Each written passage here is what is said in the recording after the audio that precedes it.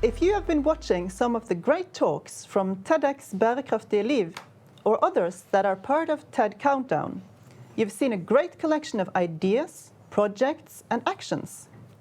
There are many ways in which we can work to achieve transformations to a more sustainable relationship between society and nature. But what are the most important questions to ask ourselves after seeing these inspiring talks?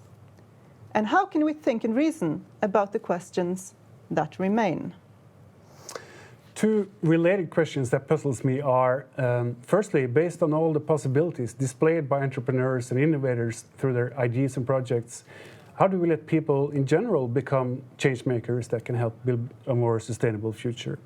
And secondly, as we start achieving these changes, how do we ensure that they last over time and become the new normal? To use the words of Agnes Tvinnereim, we could ask how we create ordinary radicals. How do we make the ordinary radicals? And how do we make the radical ordinary? One way to think of these questions is to consider three things as a basis for transformations: actions, values, and meaning.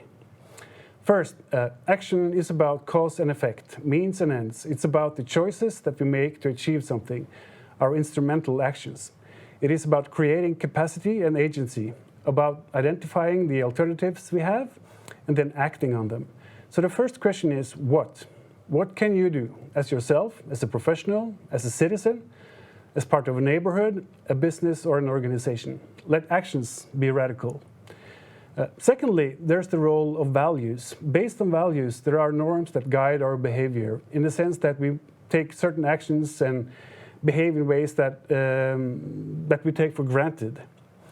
Norms define what we think of as ordinary or normal. We also know that by repeating actions over and over again, we influence norms and values more easily than by attempting to change the norms first. So step 1 and 2 in creating ordinary radicals are: 1, to start doing, and 2, to do it again. Thirdly, there is the element of meaning and identity. This is a matter of who we are and our sense of self and ideas about our roles in society.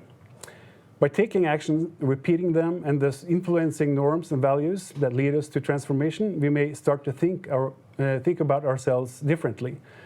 We start creating identities. So creating the ordinary radicals is about creating the knowledge and tools needed, find all the small and large solutions, to repeat them again and again, talk about them, so that we can start seeing them as the obvious solutions. And as new values and norms are created, we may even shape our own identities. One thing I'm worried about when this normativity strikes, and everyone want to be eco-friendly, is greenwashing. That being climate-friendly and sustainable is something brands and companies will feel a need to brandish, to keep up an image. Or for example, tell us that, let's say, a shoe that's made of recycled plastic is marketed as sustainable, but the CO2 footprint is sky high because of production and transport. Now, how can we avoid that? Well, this is a question of how we play the system. Remember, all systems have faults. And so do all humans, both together and each and every one of us. A good example is the market economy. It is always regulated in order to avoid the most negative side effects. But markets can also be played in the positive sense. For example, by placing net zero demands for the products and services that we buy, by redistributing the economic values that are created in sectors that have negative impacts, or by differentiating between how we pay. For instance, pay as we throw, or increasing the cost of fossil materials. A key could be that norms are shared, and that these norms leave us with standards for sanctioning. So we're back to normativity. If the norms are shared, sanctioning becomes legitimate. If it builds on the proper information, this is accountability. Counting, measuring, creating information about emissions, transactions, and actions. This is the basis for taking instrumental action toward those that bend the rules in inappropriate ways.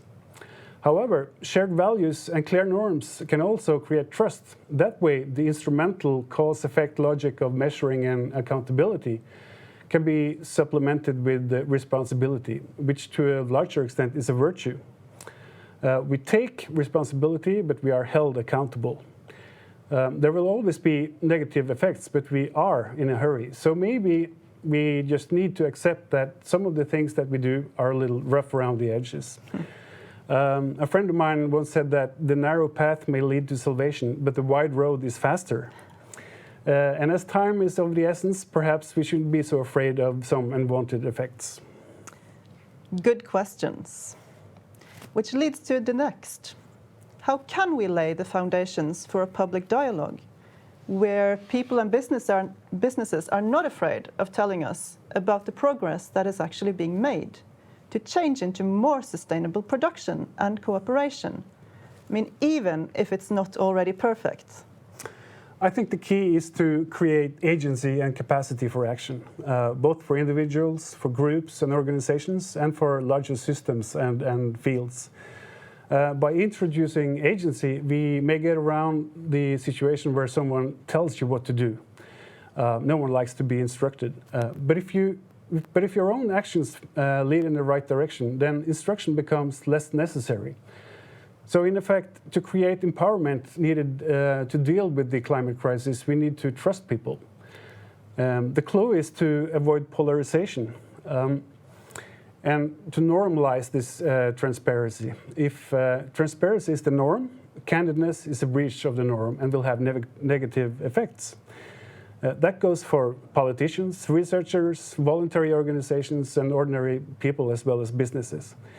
So by earning trust, distrust is downplayed as a negative factor.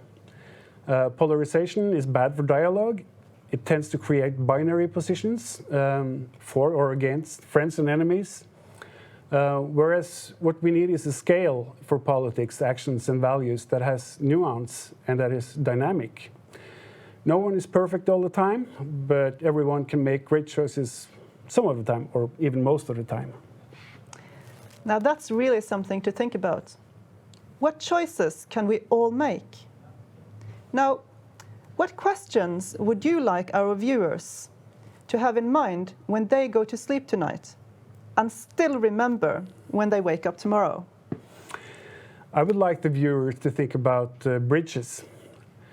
How do we find the bridges between people and nature, between people and things, structures, practices, in all senses of the word, between? And my answer would be to look both for the in-betweens of everything, since what makes things stick to each other is always somewhere in between. So when you wake up tomorrow, ask yourself, what's between yourself and nature? What's between you and your loved ones? What's between you and your government? What's between you and the businesses where you spend your money? Ask yourself what choices you can make, and then start to build bridges that fill those in-betweens and gaps, and do it again and again. Thank you.